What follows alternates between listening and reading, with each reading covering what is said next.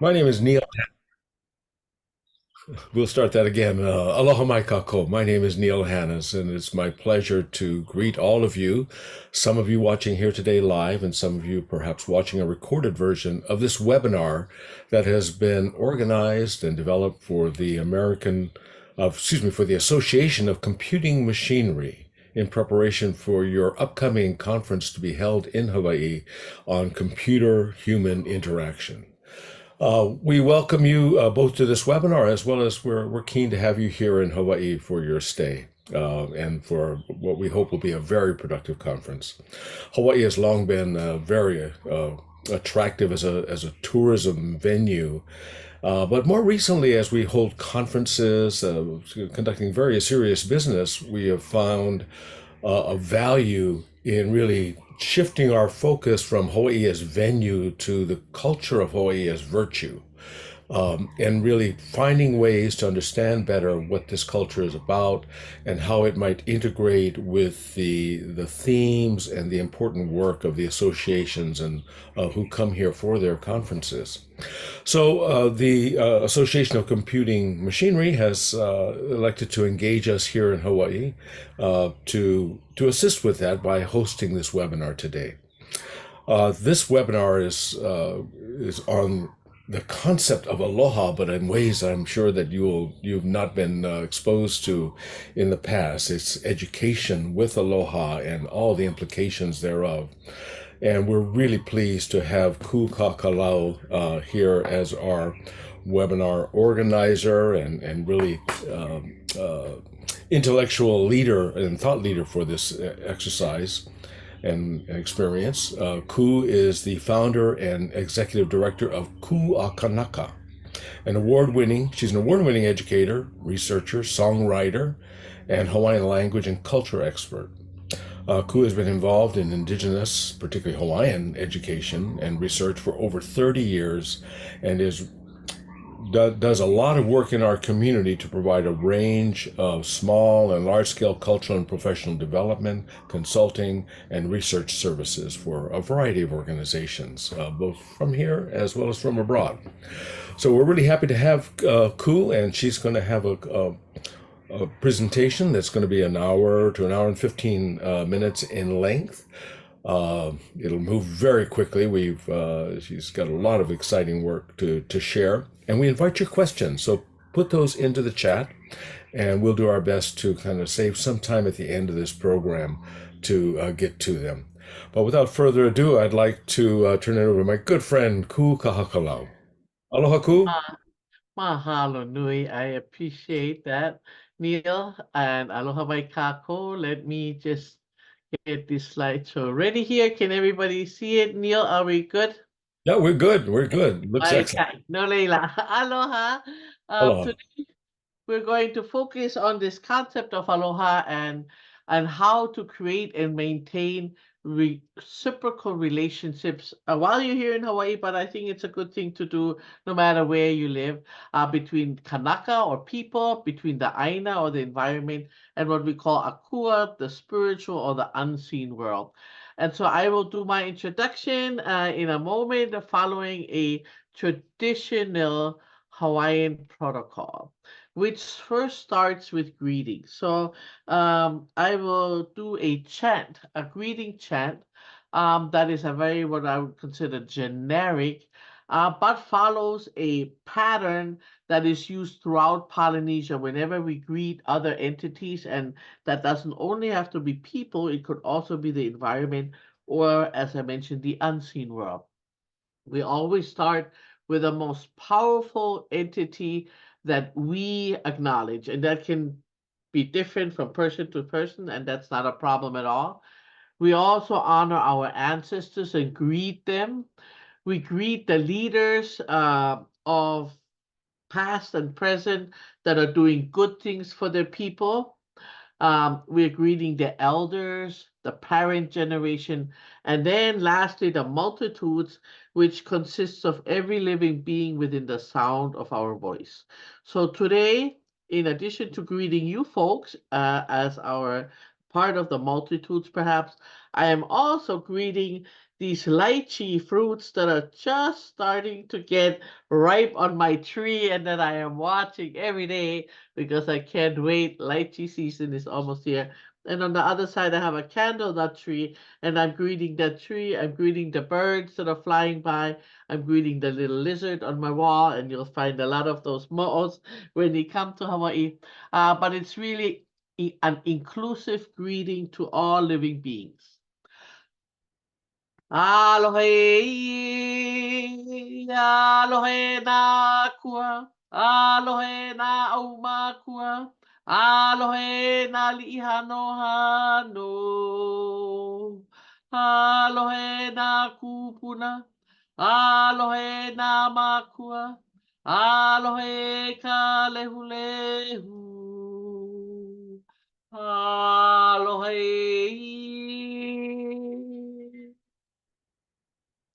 And so, as Hawaiians, our tradition is to begin and to end everything with protocol. And after over a century of not chanting protocol anymore, we have begun to again use our native ways of communication, which include chant, to communicate with one another. So when you come to Hawaii, you will be hearing people chanting as a form of communication. So let me do my personal introduction because that's also really important for us here is to identify who are you, and not so much how much money you make or what college you graduated from or what graduate degree you have, etc., but more about who are the places that have shaped you into who you are? What is your relationship to places? And it doesn't have to be in Hawaii, anywhere in the world. What is your relationship?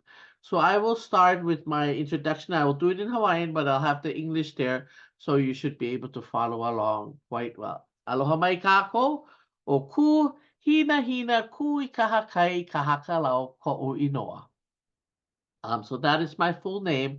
And Hina Hina Kui Kahakai is a plant, this gray plant right here that you see growing on the beach. It's a pretty rare flower these days, and you can make beautiful lei or garlands for your head as like a crown kind of.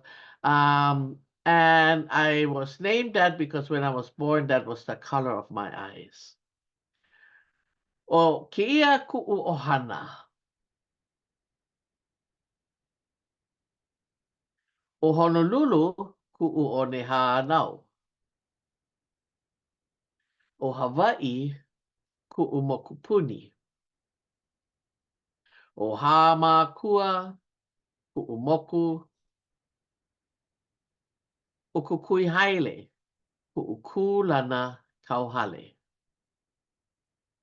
O Aipi'o, ku'u awawa. O Hi'ilawe, ku'u wailele. O Wailoa, ku'u kahawai. O Kunaka, ku'u punawai.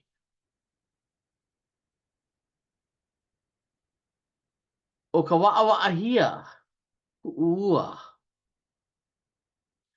O Kilauea, ku'u mauna. Mahalo. So this introduction allowed you to listen a little bit to the Hawaiian language. We had a million Hawaiian language speakers here when Captain Cook arrived in 1778. 100 years later, there were about 40,000 Hawaiian language speakers because that's how many Hawaiians we had after losing over 90% of our population as a result of introduced diseases. And then we had experienced a major change and shift with becoming a part of America and our language being outlawed and not allowed to be spoken in any public domain. And so within less than 100 years, probably more than close to 50 years, we almost lost our language. So for you to come today to hear the language spoken again is a very, very exciting thing to us as Native Hawaiians, because if you would have came in the 60s, you wouldn't have heard it, or even in the 70s, you would have not heard it. And probably in the 80s, the chances would have been extremely slim. 90s, a little bit, and now you can hear it again in the restaurants. You can hear it on the airplane. You can hear it, just in the store as people are talking to one another. So we're coming a long way. Not as far as we would like to be, but we're moving in the right direction. So let me also do my genealogy. So these were some of the places that have shaped me into who I am, and I could go into each individual place and explain to you exactly how that place has shaped me in my identity. Yeah. However, we don't have time for that today, but that is something that we feel is a very important part of who we are the places that have influenced us, whether it was a river or whether it was a cliff or whether it was a mountain range, a waterfall. All these things have made an impact on our lives. Um, and so I'd like to share my genealogy, a little part of my genealogy, also again in the Hawaiian language, just so that you can get used to the sound of it and also the reading of it, which you may have noticed is very much follows a uh, Roman kind of an alphabet, A, E, O, U. That's in Spanish, in Italian, in German, all those languages would use the same kind of a pronunciation as Hawaiian in terms of the vowels. One unique thing about Hawaiian language is that every consonant has to be separated from the next one through a vowel. So we have lots and lots of vowels in Hawaiian. But again, if you think about pronouncing them as if you would German or Spanish or Italian or Portuguese, then you're on the right track. The other part is that every word has to end in a vowel too. So if the word does not end in a vowel, then it's not a Hawaiian word. All right. No leila, o ke ia ku uma o ku au hau, o Daniela ke kino kahakalau ke kane, o ke ao o pupele ka wahine no ho pulawa, hana o William ke aho nui kahakalau, o William ke aho nui kahakalau ke kane, o Irene Doe ka wahine no ho pulawa, hana o Robert Ashley kahakalau. O Robert Ashley Kahakalau ke kane o Frida Babette Schmidt ka wahine no ho pulawa, hana o ku hina hina kui kahakai kahakalau.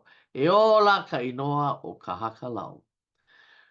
So the idea of genealogy is also something that is very, very important to Hawaiians. In fact, we have a cosmogonic genealogy that relates us all the way back to the beginning of time, and we will learn more about that later on in this webinar. So again, as Neil mentioned, please write your questions into the chat, and then we'll get to those at the end of this presentation. So you will be coming to Hawaii, and the question I think that many of you are asking yourselves, and we are, as Neil mentioned, grateful that these questions are being asked, because that has not been the norm, in the past. So the question, pehea e liluai I malihini pono. How can we be respectful, honorable, contributing visitors? Because that's the definition of pono, is respectful, honorable, righteous, positive, contributing. So in order to kind of explore that question, I would like to take a little bit of a dive into Hawaiian culture to give you a context of who we are. But I do want to preface that with one of the proverbs of our ancestors that says, "A'ohe pauka ike kahalau ho'okaki." Not all knowledge is contained in one school. So while I have been involved in Hawaiian education, learning about things Hawaiian in one way from birth, but really formally and officially since 1981, when I first started to take a Hawaiian language class in college, there is still much other knowledge out there that I don't know about, or that differs perhaps also from what I have to share. So our kupuna, our ancestors understood that, and if you are here and you hear a different version of a story that I'm telling you, it's not that they're wrong and I'm right or the other way around. It's just that there are many sources of knowledge.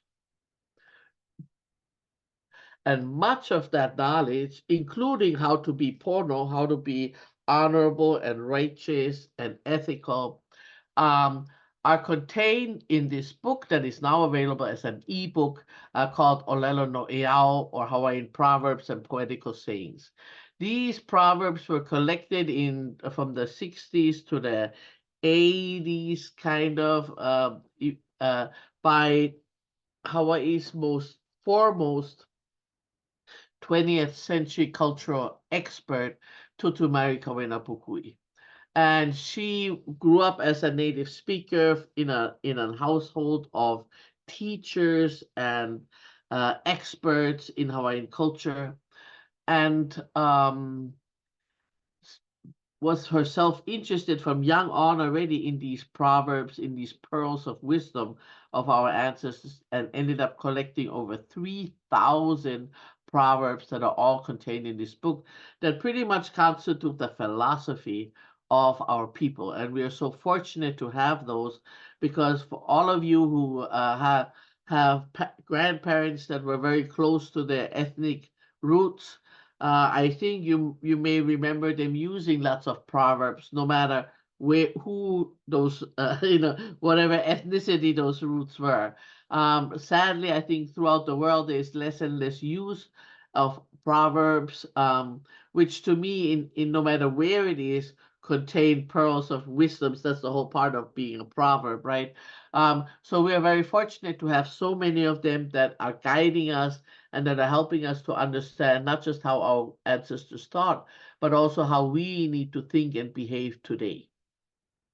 One of the proverbs says, Lehu lehu a mano mano ka ikena a ka Hawai'i, which literally means great and numerous. As a matter of fact, those two words, lehu lehu and mano mano, are both number words, which together mean infinite, is the knowledge of the Hawaiians.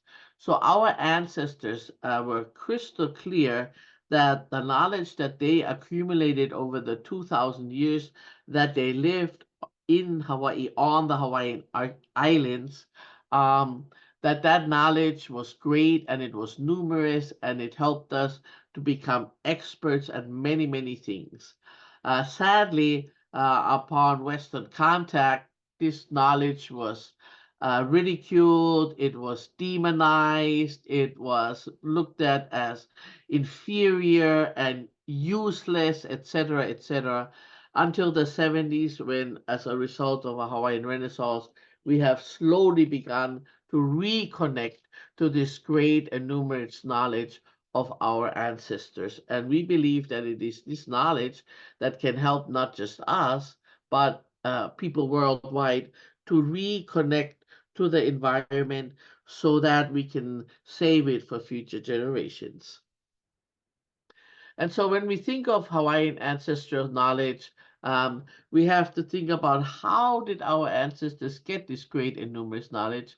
And it was through a practice we call kilo, or observation. So our ancestors were keen observers, and we today need to also be keen observers of our environment and watch the changes that are happening right in front of our eyes. This knowledge was passed down hands-on and orally through chants, through proverbs, and etc., from generation to generations for thousands of years. And it wasn't just that the knowledge was passed down so that you knew the proverb. It was about also passing down the responsibility to practice and implement the information that was in these proverbs, for example, or the information that was contained in the chants, and do something with that, apply that, and then also pass it on to the next generation. But this ancestral knowledge is not only a thing of the past, not only just, oh yeah, that's nice, that's what happened. No, it is knowledge that we need to build on, that we need to expand as we align it and as we try to use it to solve 21st century challenges and problems and address the realities, that face us today and that will face the next generation.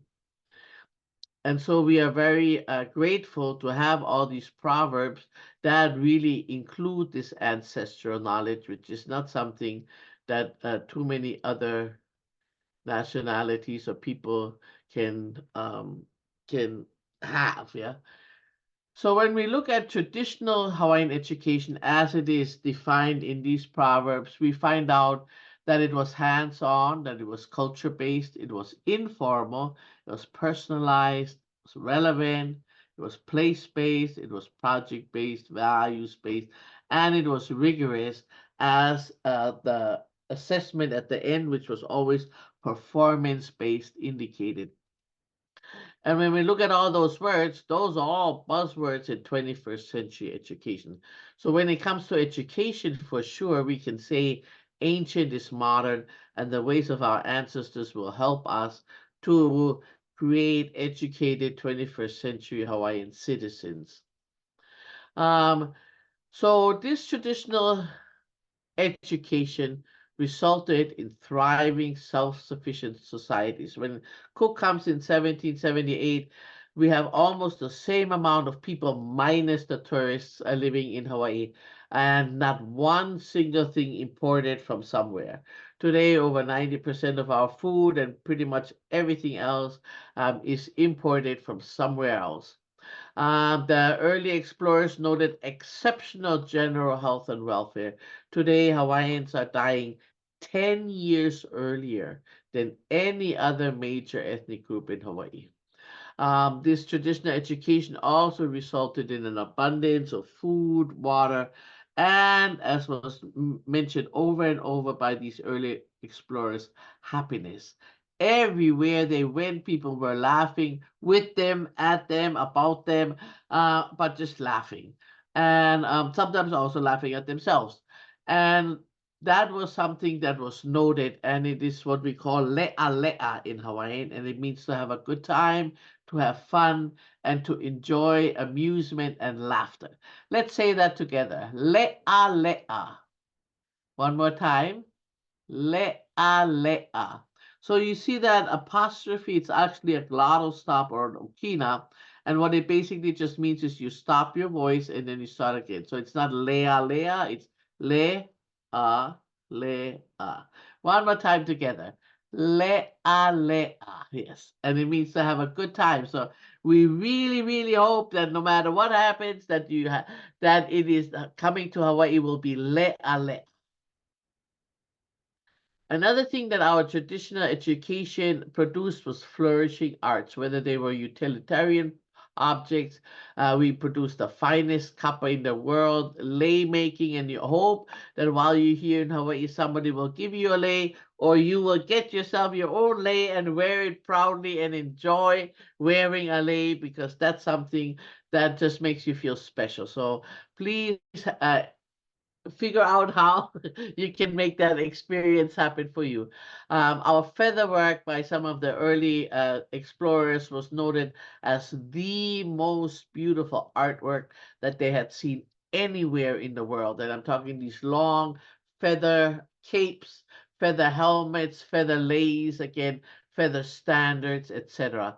Hula, and again, I hope that you will have an opportunity to see authentic Hawaiian hula while you are here in Hawaii, is also something that by the early explorers was just lauded.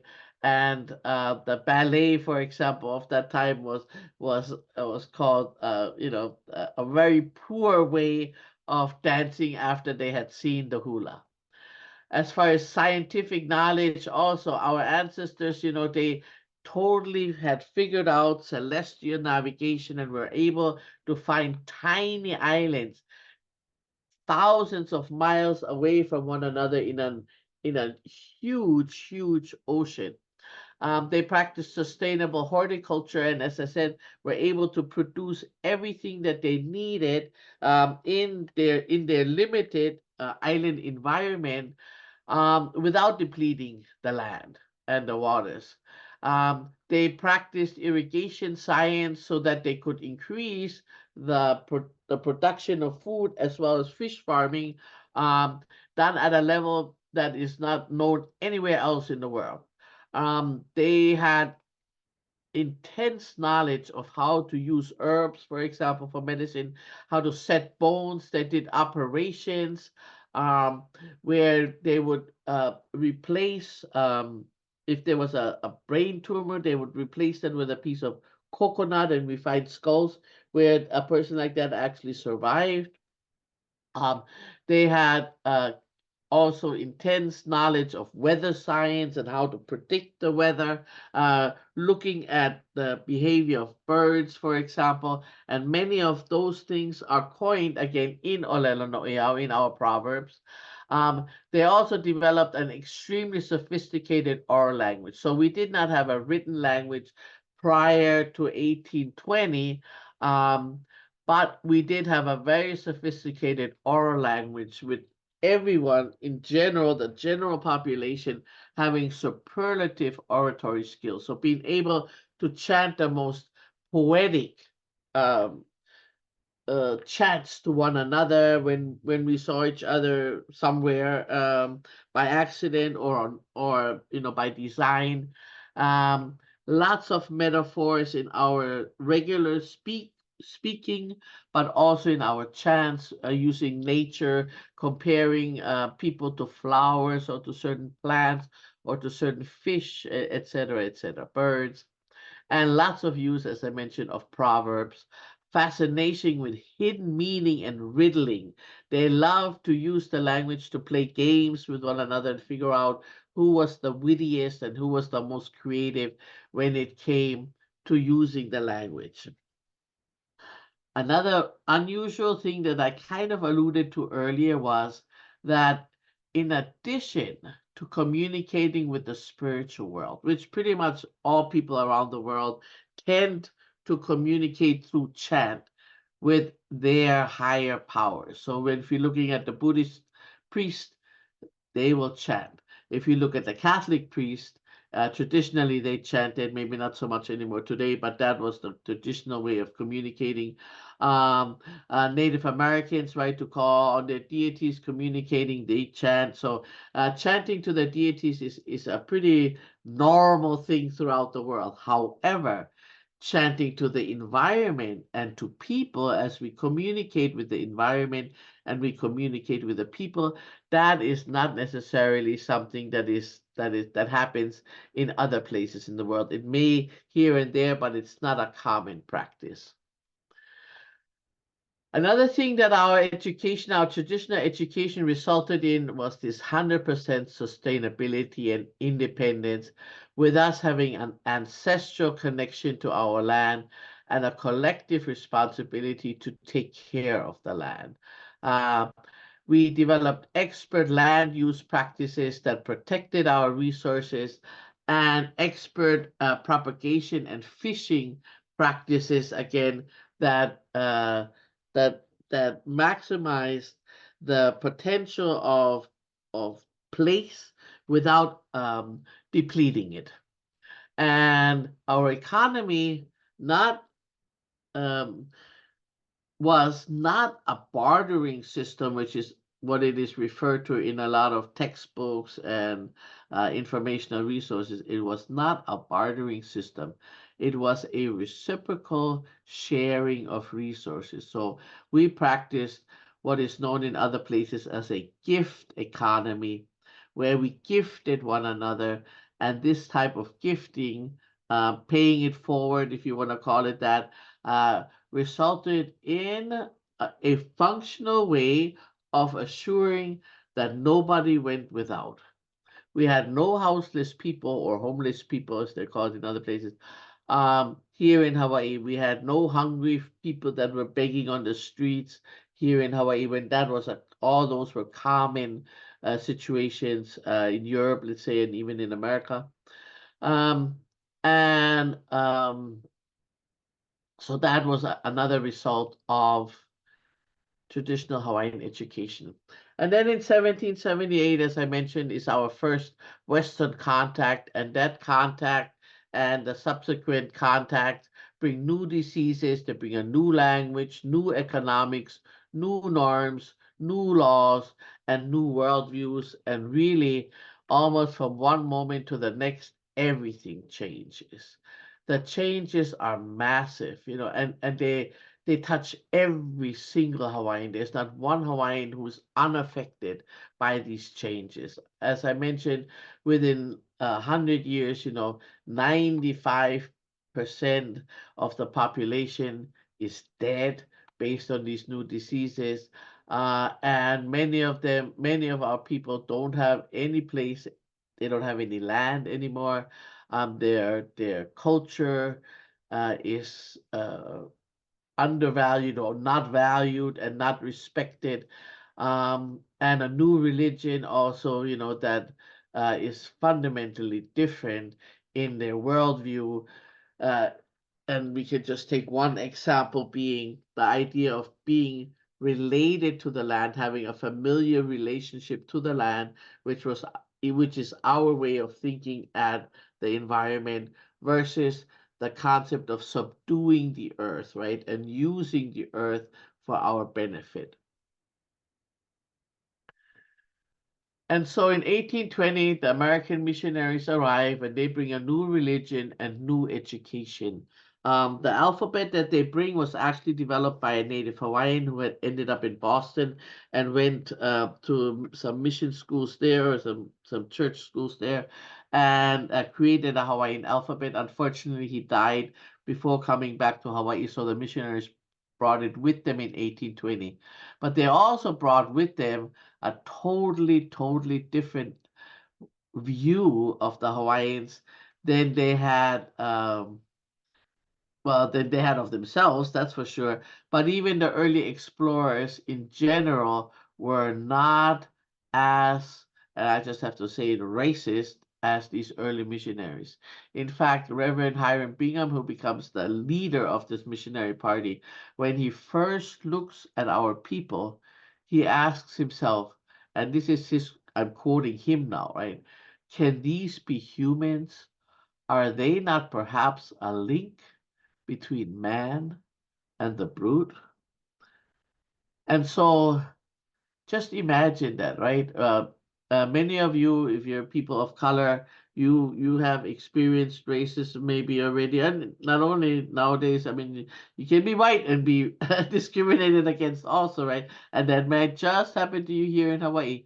Um, but the idea of experiencing racism, it's such a demeaning kind of a feeling, right? And you feel so worthless. And if this is how people treat you all the time, sooner or later you begin to question, right, if you are, equal or not equals. And this kind of cultural trauma, this trauma has been now, going on at least since 1820, and it has really affected Native Hawaiians. So if you see Native Hawaiians that, you're going like, what's wrong with those guys?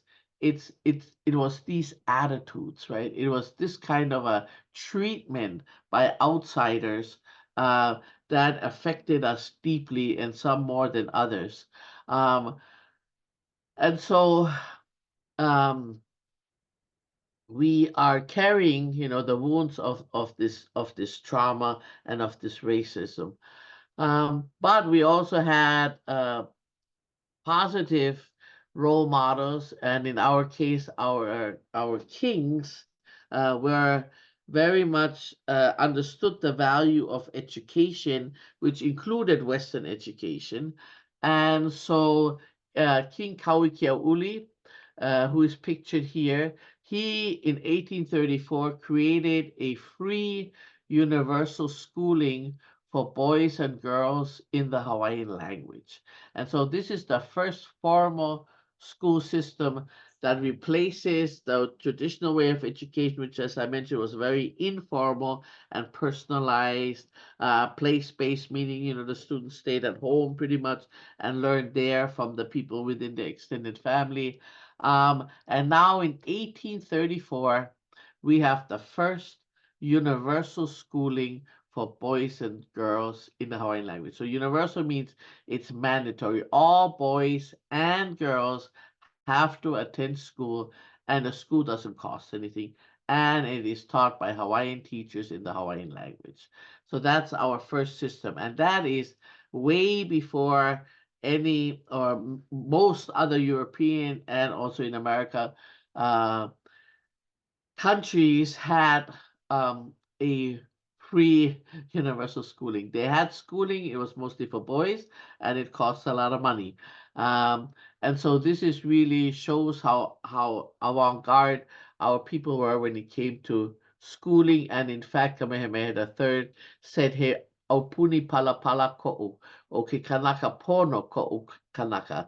I have a kingdom of pala pala, of documents, of writing, of knowledge, and the person who is pono, that is my person.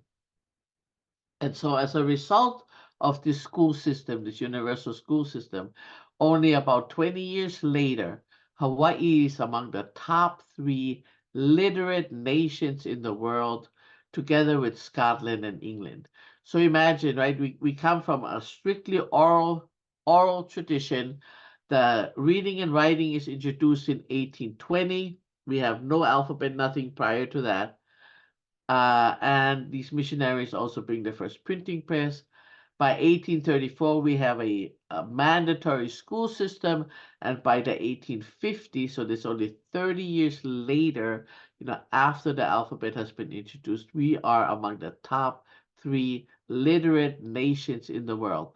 I want you to really understand, you know, the incredible ability of our people to adjust, to change, and to advance and to move forward in these very difficult times when people are dying, etc. And so by the end of the century, the 19th century, we have the largest collection of writings in an indigenous language worldwide. And that includes millions of pages written in Hawaiian by Hawaiians and for Hawaiians, and dozens of Hawaiian language newspapers that are being digitized now, and therefore accessible to us, and that are written in general by the public. So these are things that people are writing to the newspapers, and the newspapers are printing them. We have a digital library, which is www.ulukau.org, and that is a good place to find out more about these newspapers and the books if you are interested. And then in 1893, we have what today would be called a group of American terrorists who, with help from the American military, invade our island, threaten to kill people if Queen Liliuokalani does not abdicate, which she does under protest. And from then on, we have been occupied by the United States. There's no legal other legal term to call what happened to us. And in 1993, President Clinton apologized for this act, but it has not been fixed yet. So since then, we have also been subject to extreme Americanization, primarily to the school system, and have experienced profound losses, which includes our land. That was a little bit earlier already, but definitely with the taking over of the military of America, much land is used by the American military right now, and all the federal lands and the state lands, all of those would be Hawaiian lands were it not for this illegal occupation. We definitely lost our sovereignty, at least temporarily. We were also not allowed to speak our language anymore in public spaces. The Hawaiian education system was replaced by an American education system. And as a result of all of that, many Hawaiians lost their pride, their identity as natives of Hawaii, and their self-esteem, and ultimately hope. And so you will see some of that when you come to Hawaii, and I want you to understand why it is so, right? So that this is not a choice that we made, but this is a reaction to the losses that we have experienced beyond as a massive genocide, etc. But we hold on to the words of our Queen Liliuokalani, who said, "You must remember never to cease to act because you fear you may fail." And until her very last breath, she worked to restore the kingdom of Hawaii and set right the wrong that was perpetuated in 1893. And many of us are following her example and standing with our ancestors who were clear that they did not want to be Americans, as a petition signed by over 20,000 Hawaiians in 1897, right before the annexation, clearly validated. And so when the America took over, one of the first things that happened was there was a push for English language, for that to be the medium and the basis of instruction. And whatever schools did not conform, basically did not get accredited. And so here you see, this is a 1907 picture that appeared in Harper's Weekly, with the picture that says, with the caption that says, this drill is constantly held as a mean of inculcating patriotism in the hearts of the children. So this was a concerted effort to think how American, speak American, and be American, where the children, no matter, these were, they didn't consider themselves American. They were Hawaiian or Japanese or Portuguese or Chinese or mixed, but definitely not American. Yet every morning they had to salute Hitler style and say, "We give our heads and our hearts to God and our country, one language, one flag." That was the salute.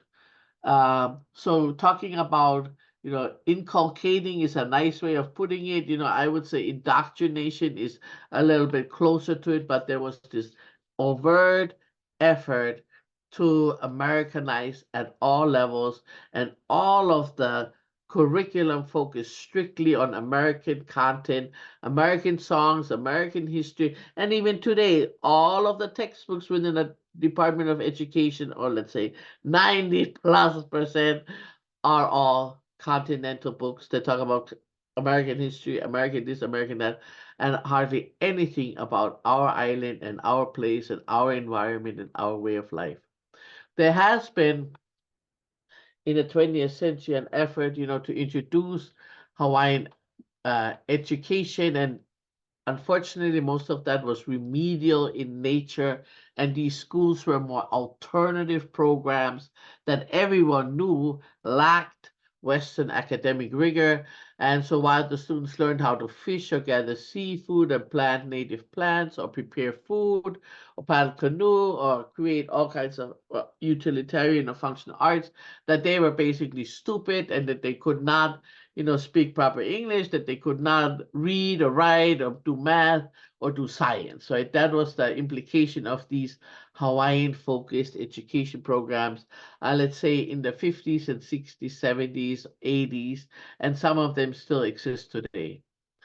In 81, the Native Hawaiian Education Assessment had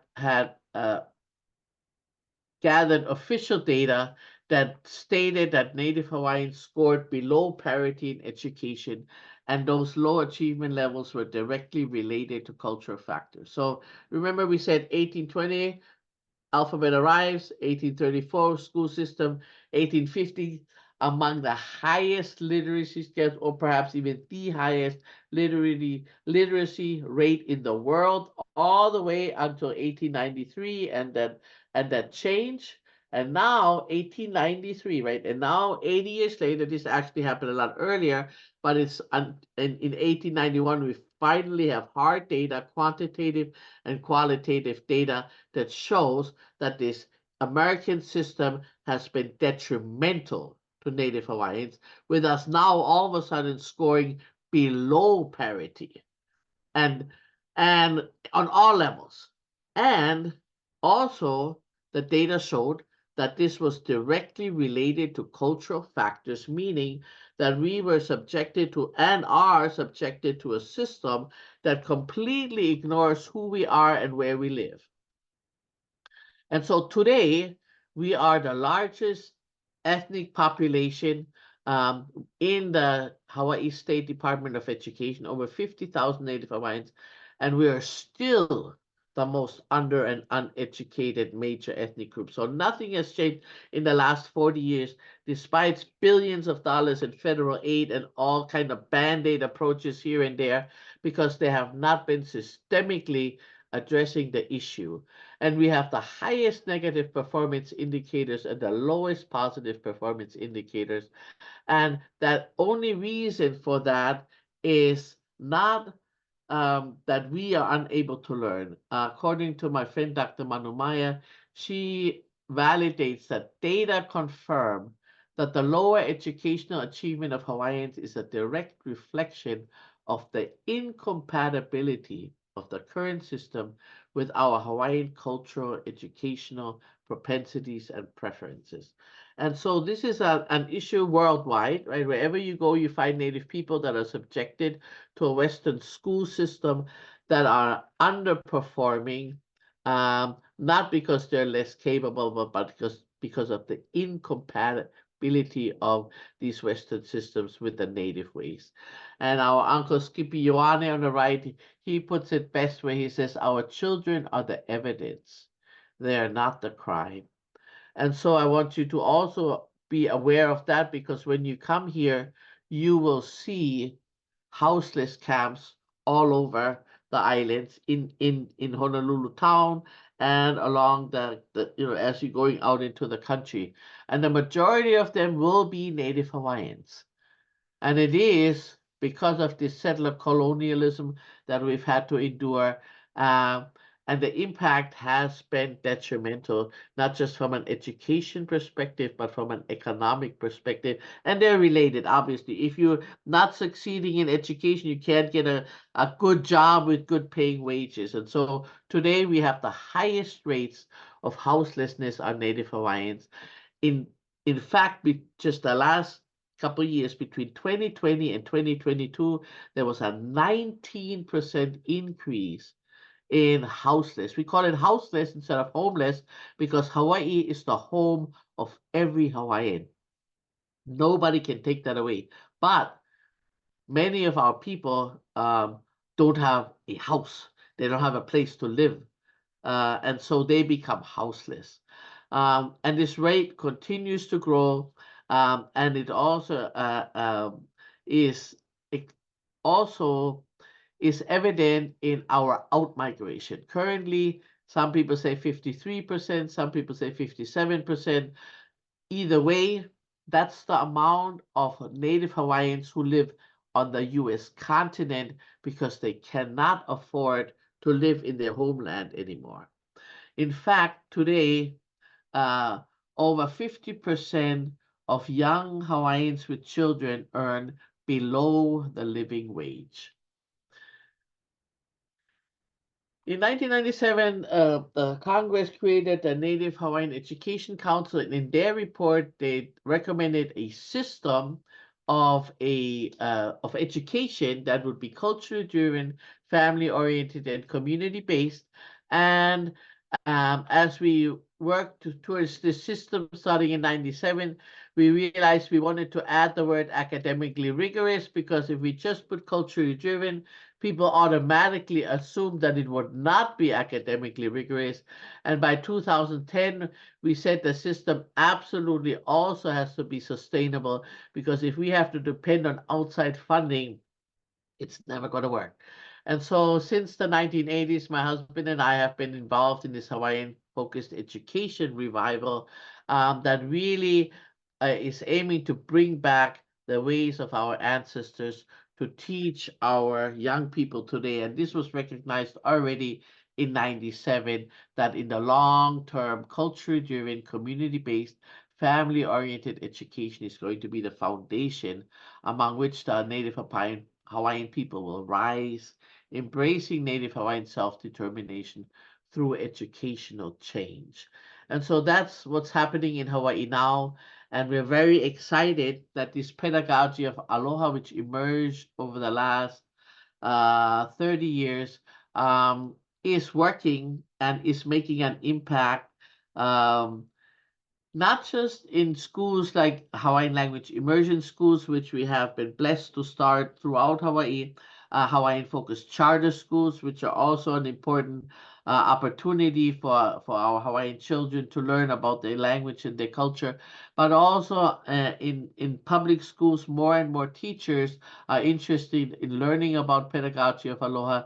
There's more support from the administration about this concept that is built basically on these Hawaiian proverbs and the ways of teaching that are practiced by our ancestors, which I mentioned are both ancient and modern.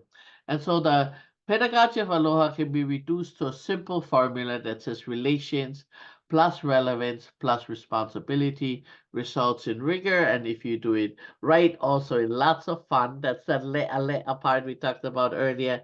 And the learner is always in the center of everything that we do, enveloped in an atmosphere of Aloha.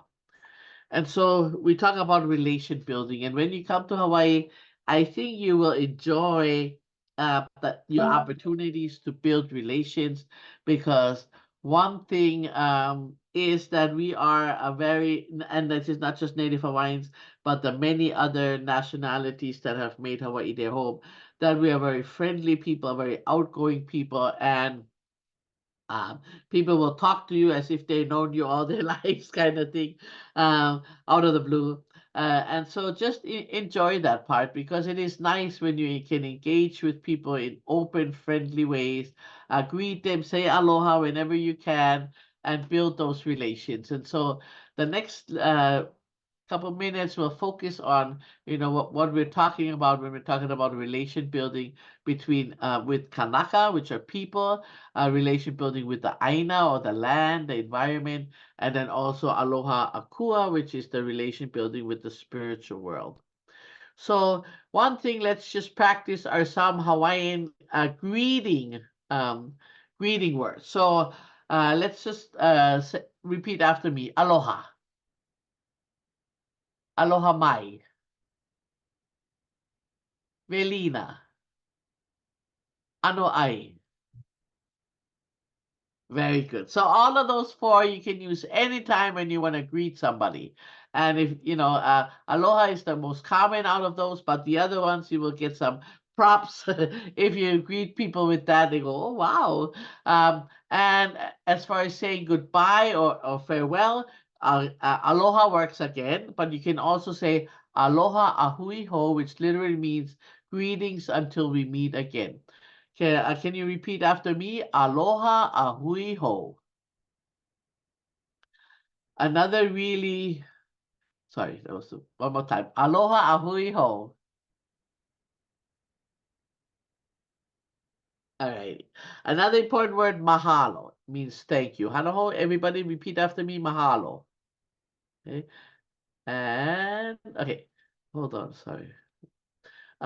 So when we use the word aloha, it means way more than just greetings. It can also mean love, kindness, compassion, respect, affection, all of these words. It also refers to a sweetheart, a lover, a beloved, or a loved one. So in our language, words can have many, many meanings, and aloha is definitely one of those. Um, but it is also just a quality, a way of life, and a way of acting that is innate, because of, in my opinion, the fact that for a very, very long time, Hawaiians did not have an other. Whereas every other group of people in the world that I know had some kind of an other that lived over the mountain, down the river, across the lake, or on the other side of the forest, and that other was always a little less than they were.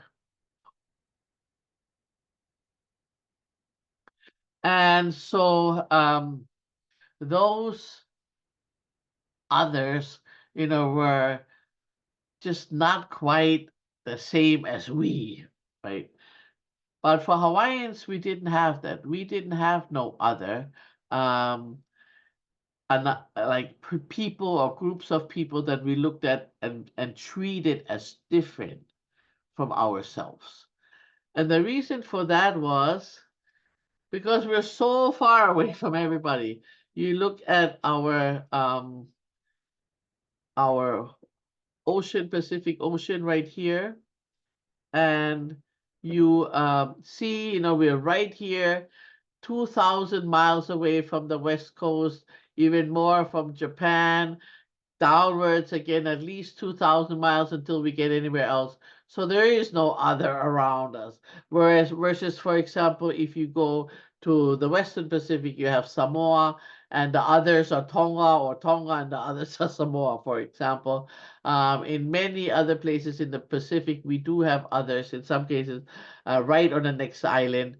But for us, because we were separated so long, 2,000 years from anybody else, we really did not have this concept of other anymore.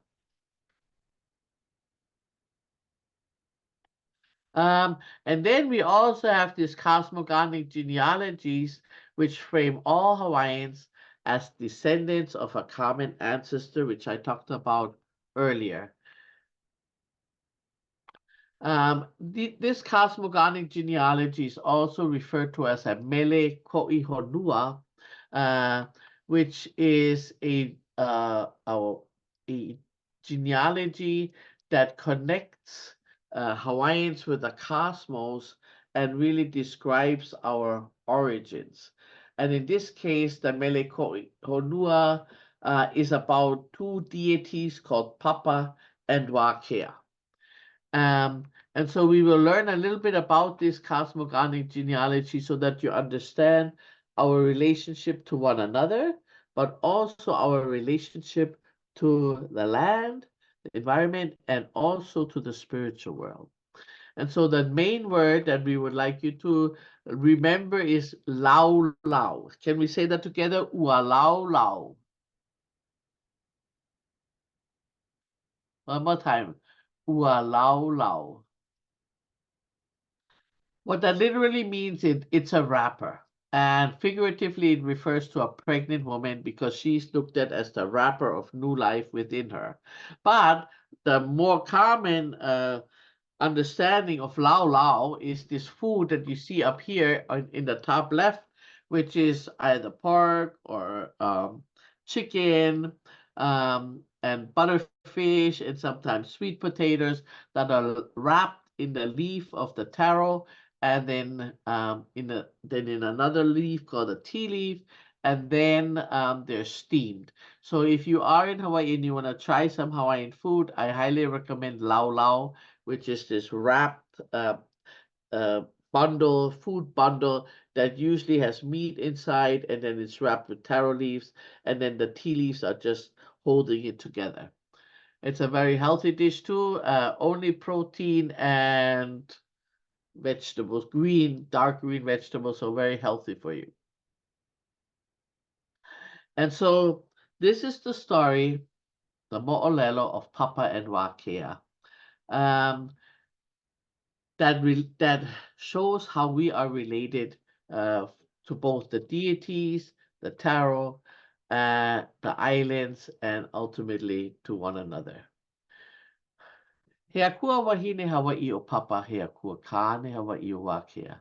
So Papa is a Hawaiian deity, female deity, and Wakea is a Hawaiian god, a male god.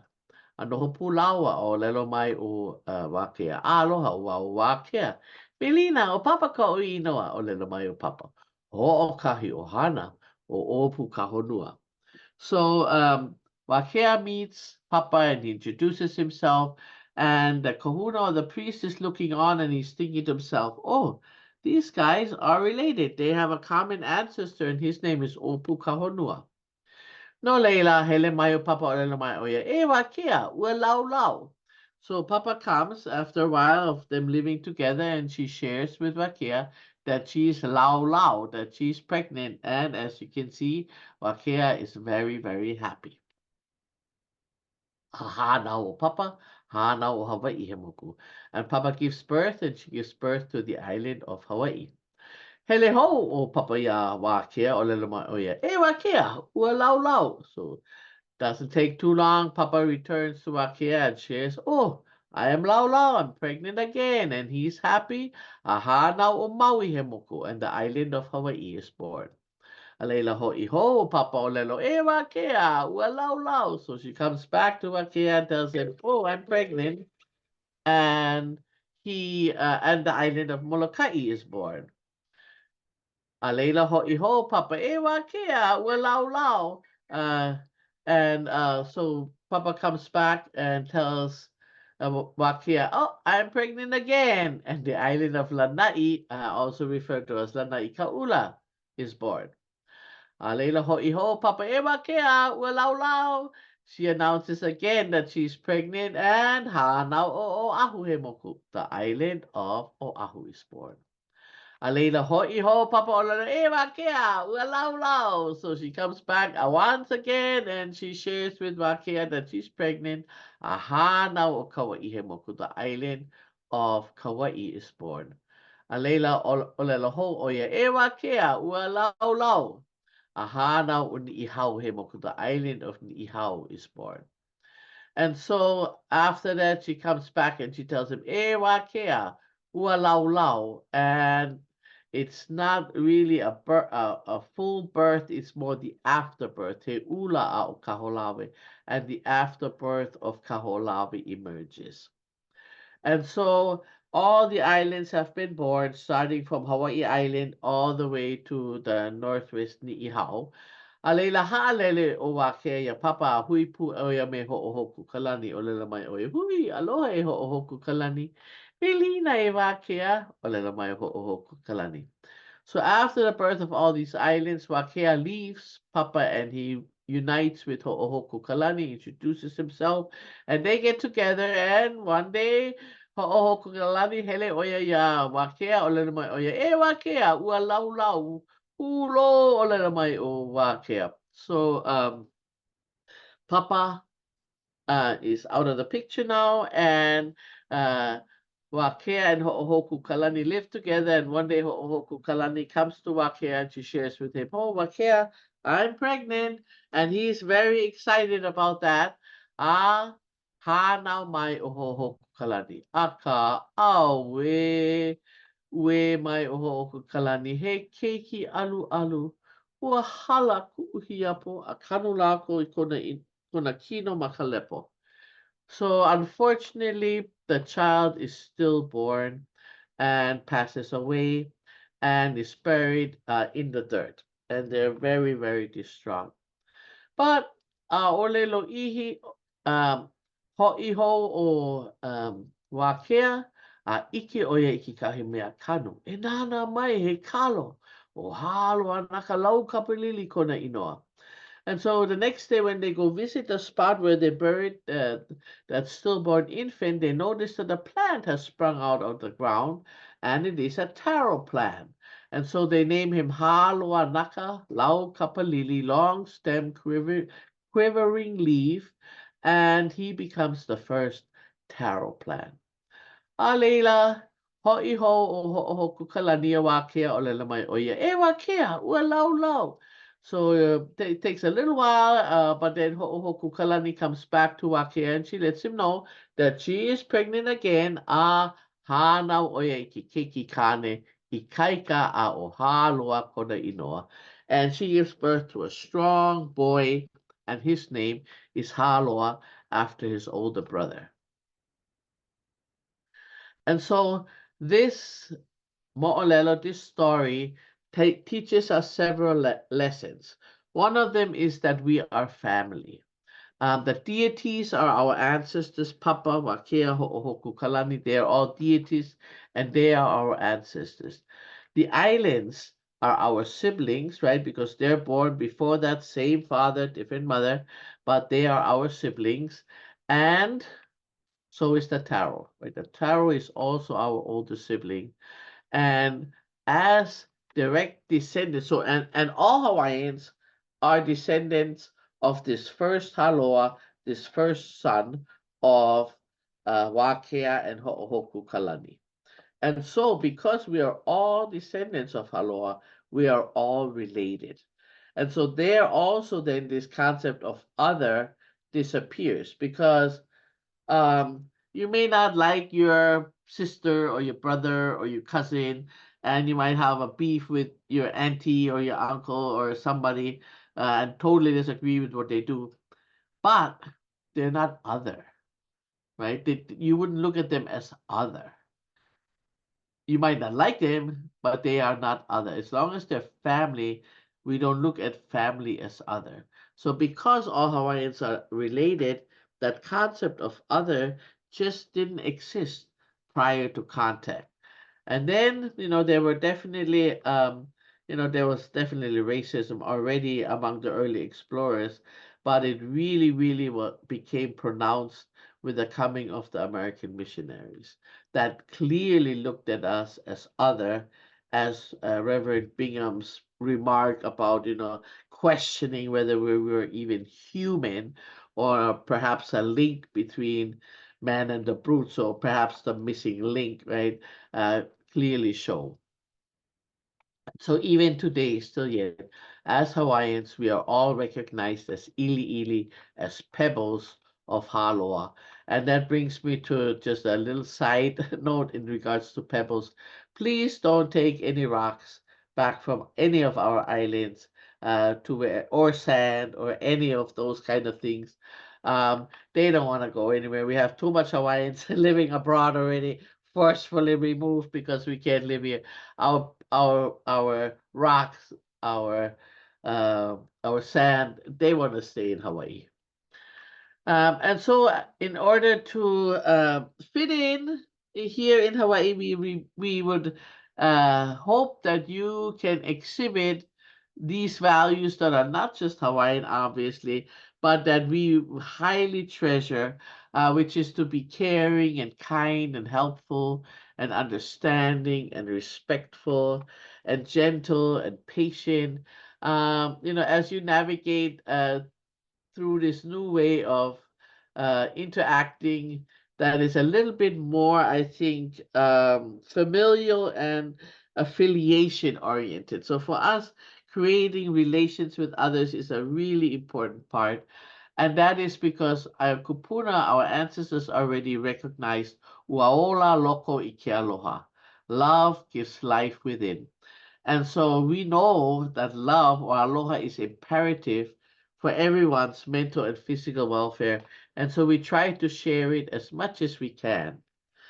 Our ancestors also recognized "Ua no ikapane ake aloha," that there's life in a kindly reply. So again, as you meet people, just greet them with aloha, velina, with on any of these words that you learned today, and share with them a nice word. Oh, how are you today? Or it's a lovely day. Whatever you want to say, just share kind words as you engage with others. And as our kupuna said, aloha kikahi kikahi. Show our aloha to the next person as we go through uh, our daily routines and the conference, etc. They also recognize not to waste any time on anger. Aloha mai no, aloha aku o kahuhu ka mea e ola ole ai. When love is given, love should be returned. Anger is the thing that gives no life, so they highly advocate, even if stuff happens that was unplanned and you're stuck in traffic for a whole hour going absolutely nowhere, which is kind of what every day in Honolulu is like. So do not go anywhere during rush hour in the morning or in the afternoon. You're just wasting your time. But instead of getting angry as you sit in traffic, just let it go. Turn on your radio, listen to some beautiful Hawaiian music, and remember that the main thing while you're here is to give and to receive aloha.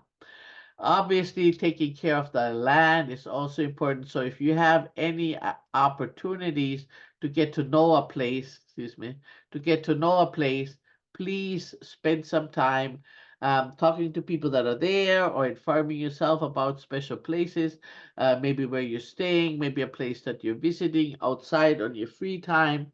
but also make sure that you contribute positively to those places and not leave them worse than how you found them.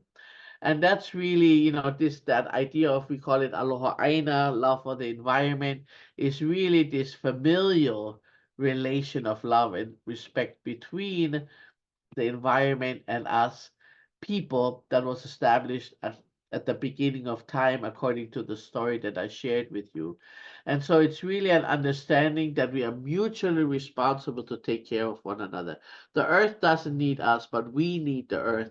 And the earth is kind enough to work with us. And as long as we take care of it, it will take care of us. Um, and so one way that we invite you to get to know more of this environment here in Hawaii is just go somewhere, sit down quietly for about 10 minutes and just observe the environment the way our ancestors did and the way we still do, to get to know that place better. We believe that the land is the chief and man is the servant. O ke ali'i ka aina, o ke kawa ke kanaka. As I mentioned, we have need for the aina, for the land, but land really has no need for us. The land will be just fine without us. It will probably be better off without us. The other part is that get to know some of the kalo kanu o ka'aina, what we call the which literally means the taro planted on the land, but refers to the natives of the land from generations back. In the hotels, it's hard to tell who is Hawaiian and who is not. We have many Filipino workers, we have many mixed, all kinds of mixes. Today in Hawaii, it's not unusual for a child to have 18 different nationalities and ethnic backgrounds. Um, but if you have an opportunity, and you can ask them, and they'll tell you if they're local, which means they were born and raised here but are not native Hawaiian, or if they are Hawaiian, and then that means that one of their ancestors resided in Hawaii prior to the arrival of Captain Cook. So that's a big difference. And when you use the word Hawaiian, make sure it refers to those people, right, that had ancestors here prior to Western contact, and to those practices that are a part of those people and that culture. So we can say Hawaiian food if that's really Korean food or Japanese food, but it's served here in Hawaii. So there is a distinction between Hawaiian, meaning native Hawaiian, and Hawaii. So if we say, "Oh, I love Hawaii food," that's different from saying I love Hawaiian food. Hawaii food means all the different foods that are available here, versus Hawaiian food would be ethnic food of native Hawaiian people.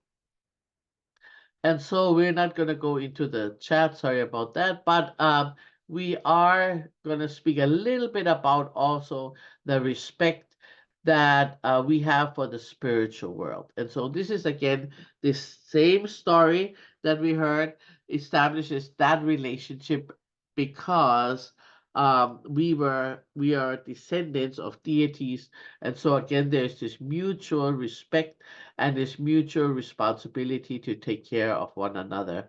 And so one way again that we can do that is through kilo, is just to observe for the presence of some of these spiritual forces, and then also to engage in protocol if you have an opportunity. And protocol basically means doing the right thing at the right time for the right reason. So we started today with a protocol called Aloha, which greeted everybody, and we're going to end with a protocol called Mahalo, which thanks everybody. If you have any opportunities to engage in any kind of ceremonies or rituals, or watch people as they offer prayers for food or for other things. And again, as you just watch your environment, look out for what we call ho'ailona, or omens and signs that tell you that the ancestors or these spiritual forces are present. And some of those could be rains.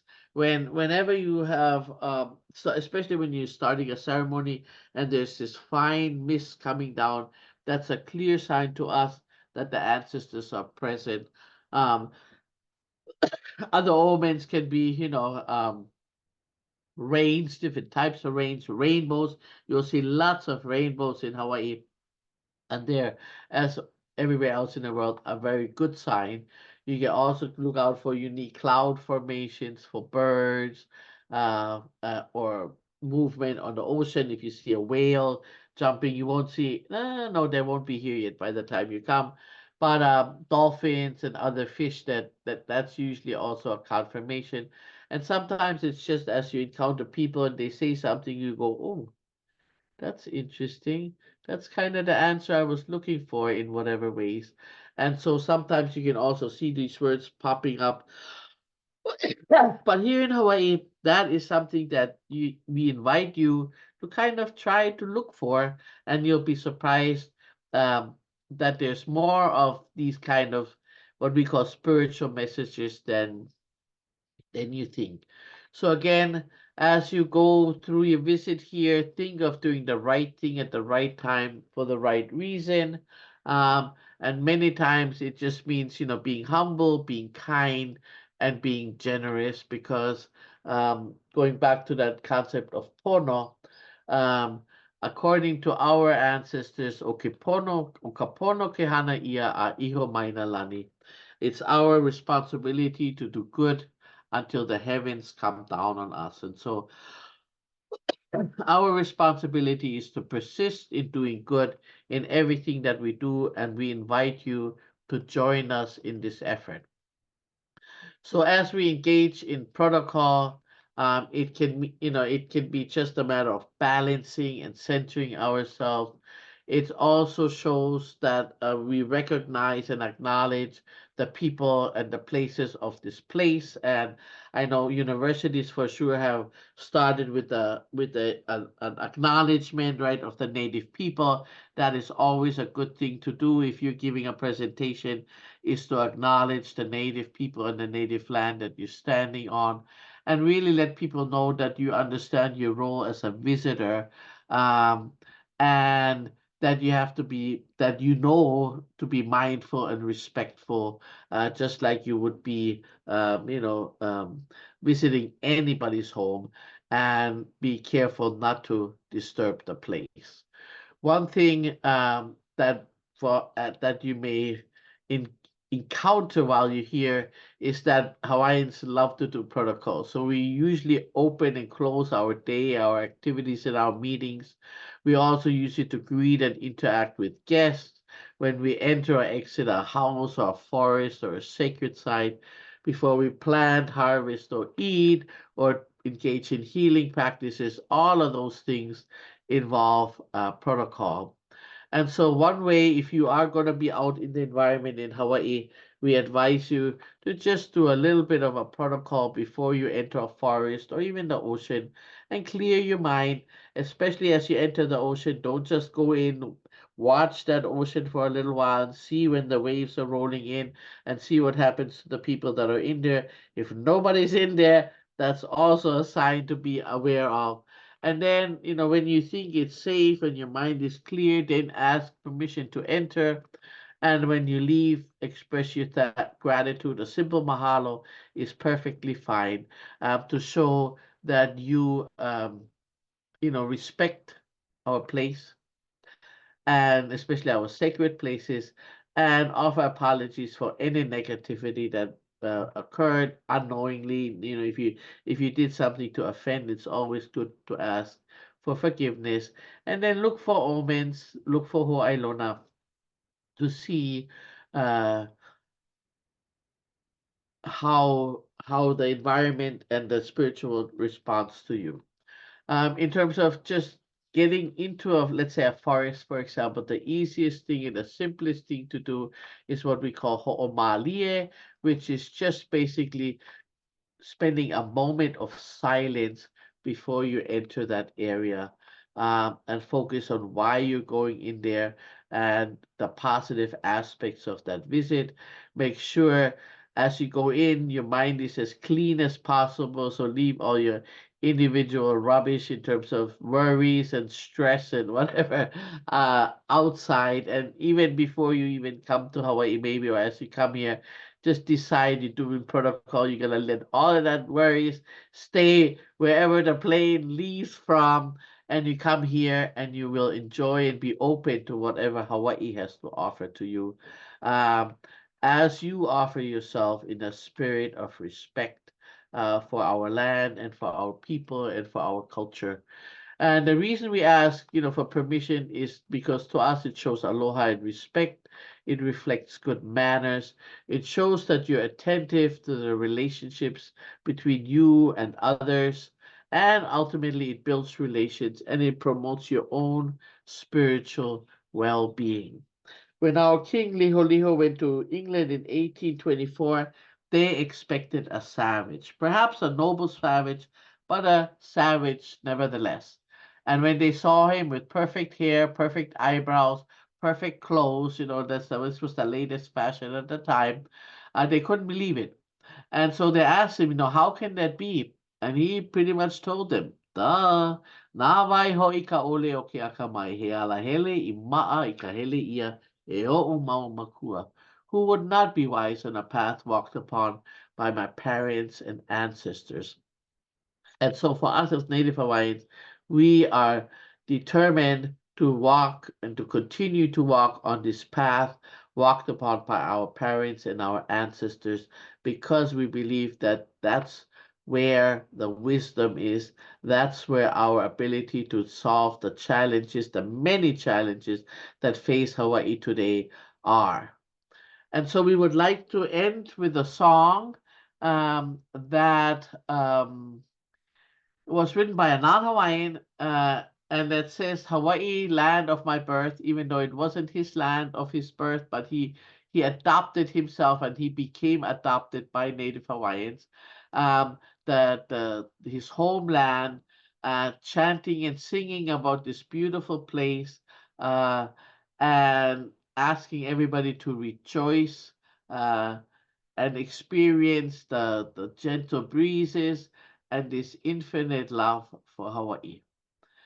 E Hawaii e kuone hanau e kuho me kula nei. Oli no awina pono lani o. E Hawaii aloha e. E hau oli e na o pio Hawaii nei. Oli e. Oli e. Mai nā he ahe makani e pā mai nei. Mau ke aloha no Hawaii. So it ends with Mau ke aloha no Hawaii. May the love for Hawaii continue forever and ever. We're going to do our closing chant, which is the gratitude chant, same as our opening chant, just the other way around, meaning we start with saying thank you to the multitudes and we end up acknowledging the most highest deity, and then we'll segue into our questions and answers.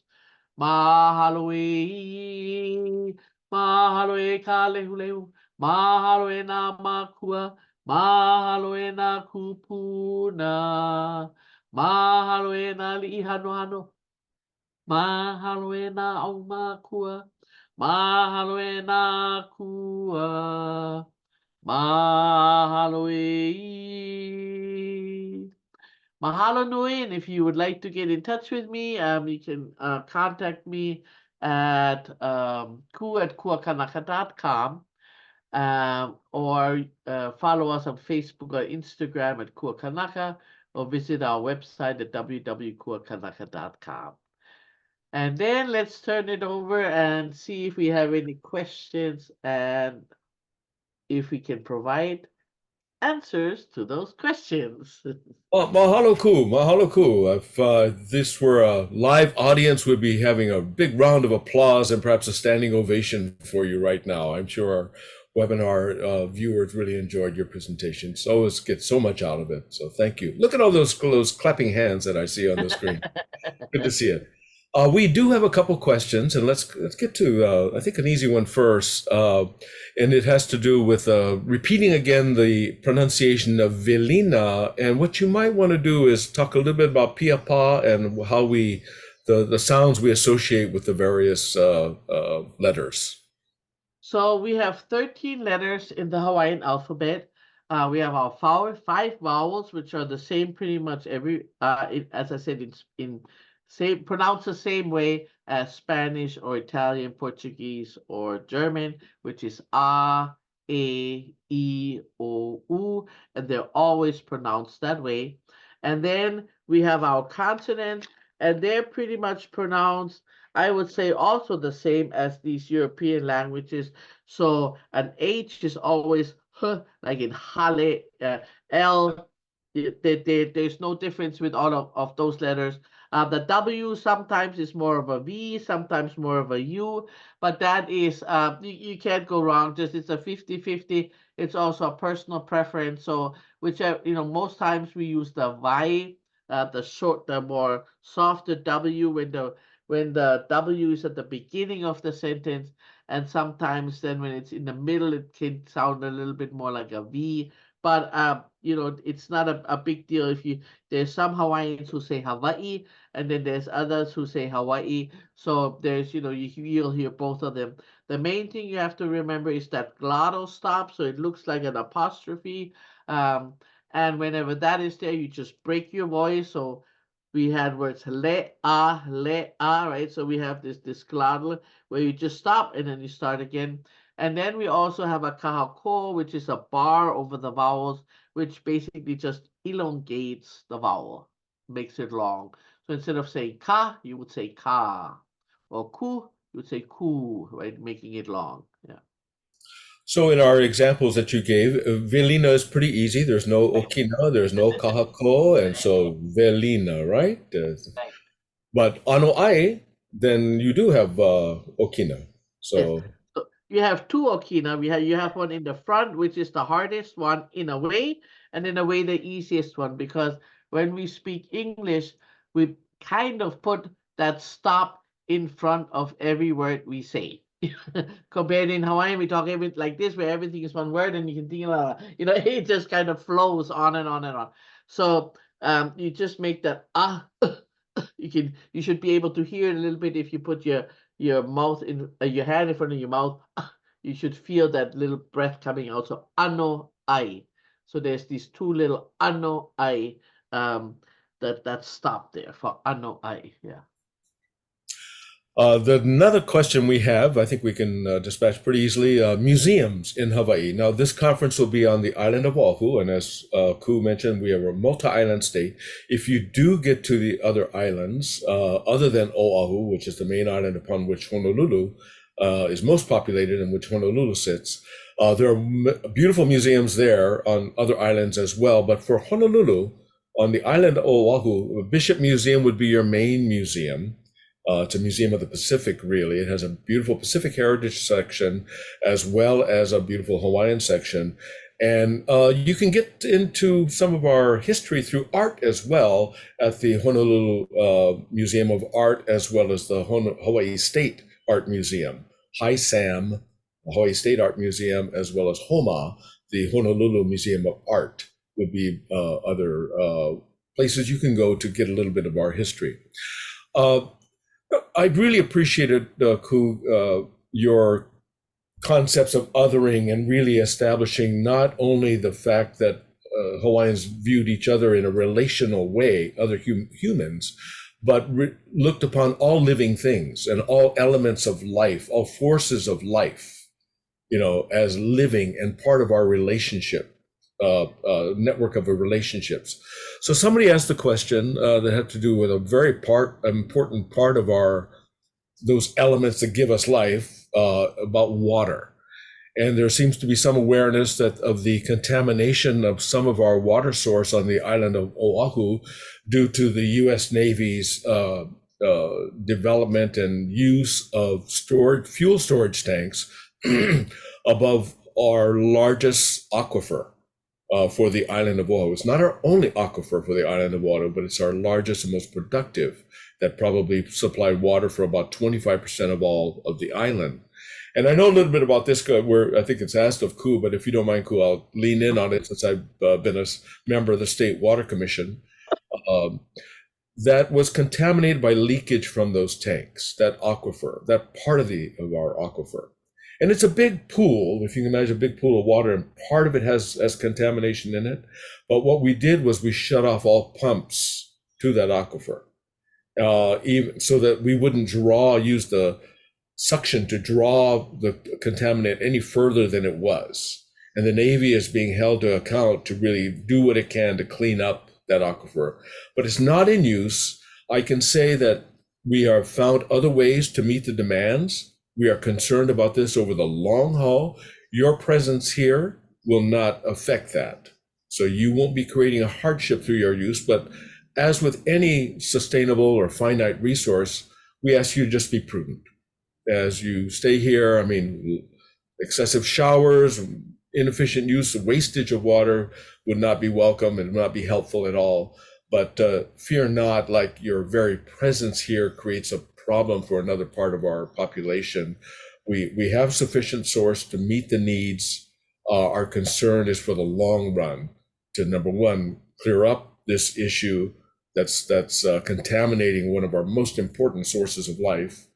We say ole kawai, the water is the basis of life. And so we will deal with that over the long run, but in the short run, for your visit, please just be prudent and efficient in your water usage. Cool. It strikes me, we do have a couple of other questions, but it strikes me that the theme of this conference is computer-human interaction. And you've told a story that's very cultural, that seems very organic in terms of natural elements and so forth. But you've also been a leader in utilizing computing technology to convey cultural information, both teaching language with your Kuakanaka platform. Would you like to share some thoughts about your experience about using computing machinery to really as a boon and as a form of assistance to our cultural survival and perpetuation? Yeah, thank you. One thing first is Iolani Palace. If you want, that could also be Aye. considered a museum. It's the only royal palace in all of quote unquote US. But if you have a chance to visit Iolani Palace, they have regular tours there. That is also a beautiful history of our royalty. So in regards to technology, our ancestors, used whatever technology was available to them. And so using technology is not a new thing. When the printing press came in, they used technology to create, millions of papers. And then when computers came in, we've also realized the importance of that. I started in 1993 with 115 students at Honoka'a High School, which is a small high school on Hawaii Island, to create a multimedia CD-ROM on Waipio Valley, which is the valley of our kings, and we did oral histories and things. So the idea of using computers and multimedia in education has always been an important part for us because we can show that we can keep up and be on par with anybody else in the world, that's using whatever modern technology we have. But for us, it wasn't only about being consumers of information as the information age hit, but more importantly, to become creators of information, particularly about our own information, because it's gotten a little bit better over the last decade or two, but still yet the majority of things that you will read about Hawaii, whether it's online or in books, will be written by non-Hawaiians. And we needed to change that narrative and really become creators of information about our own selves. And so one way to do that is by not just using current systems, but developing our own systems. Because right now I'm the first person with a PhD in Indigenous education, and I had to qualify it as a field. And today, people think that if we use Canva or we use Blackboard or Moodle or whatever, which are all completely Western systems of online education, that we can use that to teach our indigenous people. But we cannot, because it's a totally different system, just like um, hands-on in the environment, etc., is very different between Western and indigenous ways of learning. And so we're actually creating our own indigenous learning exploration platform framework from an indigenous perspective. And we need support for people to understand that there are multiple ways of approaching something and that we have to create it in ways that are working for us. And so we've created an online university framework from a native perspective, where a large chunk of the learning is asynchronous courses that look like what you just saw, where they go through stories, bilingual stories, and they are very highly interactive. And then on the other side, they work in their communities to make that change that Neil that you talked about, right, in terms of working in your communities, effective affecting change, positive change, as far as the environment is concerned or the economic situations. And so we feel that by creating a model that is indigenous, we can use technology and use the awesome things that we would not be able to do if we couldn't reach and teach the people that we're trying to affect, which is mostly young Hawaiians, so that they don't have to move to the continent, but they can allow to stay in their places, in their homes, with their families, and still be educated and prepared for the 21st century world of work or the world of raising their families, etc. Given all the discussions about AI these days, I'm sure there'll be many sessions at your conference on these kinds of themes of how to utilize the tools and the of technology for benefit and in appropriate ethical ways, and not just any way that it can be used. I mean, when you think about the what happened with our water contamination of water, I mean, the fact that we could put store fuel in those days, 80 years ago, in tanks and move it down gradient to the where it was needed by the boats and the airplanes and so forth. Just because we could didn't mean we should. And so the thought has to go into, what is the technology going to do, and who is being consulted in that process. But I'm sure there'll be long hours of discussion at your conference on that. We have one more question. Are there any common mistakes we should avoid when it comes to being respectful while visiting Hawaii? Uh, I wouldn't say there are any necessarily common mistakes, except that this very pushy, moving that is normal to survive in other places, right? Being very in your face or very direct, very confrontational in some cases. That's just not a way of operating here in Hawaii. So we practice confrontation avoidance at all costs. And so I think it's just toning it down, and it depends on where you come from, right? So if you come from New York City, right, just the way of walking, the way of talking, the way of interacting with people around you, it's just everything is more fast paced. So for us, I think it's one thing is just to slow down. I would say that might be a common mistake, is that you expect things to go fast, and they don't always go fast sometimes. And the more rural, into the rural areas you get, the more things slow down, and just to be okay with a slower pace of life, with a more direct in terms of building relationships. As I said, where complete strangers will be talking to you just like as if they would know you, kind of idea. And it's not like Hawaii is the only place where that happens, but I would say just slowing it down and stepping back a little bit when normally you would step forward right away, think about it first and say, is this really something that I need to get involved in? Or is this really something that's important enough to just kind of share my opinion, or maybe not? Also know that silence in Hawaii does not mean agreement. So if you ask a question and they don't answer, that doesn't mean they agree with you. It means that they want to avoid the confrontation and therefore they're not going to say anything about it. So for us, generally, silence means no, where in many other places, silence is. So I think that's a good one to note just in case. I'd add too, if I might, Ku, is to remember that this is somebody's home. Yeah. And whether we're actively hosting you by being at the conference, we're hosting you because you're here. You're drinking our water. You're breathing our air. You're on our roads or in our walkways or in our ocean and so forth. And so there's a host here that would appreciate your respect. And if you come without that respect, it just leads to problems because people want to. It's when you're at home. Would you want somebody just walking in and eating your food without seeking that permission and being welcomed in? And Hawaii's a gracious people. I mean, there's going to be a lot of aloha shown to all visitors, but. And I guess that's the second thing. We always say, aloha aku, aloha mai. That which is given is received. And so if you want to control the quality of your experience here, give a lot of aloha, and it'll be reflected back to you.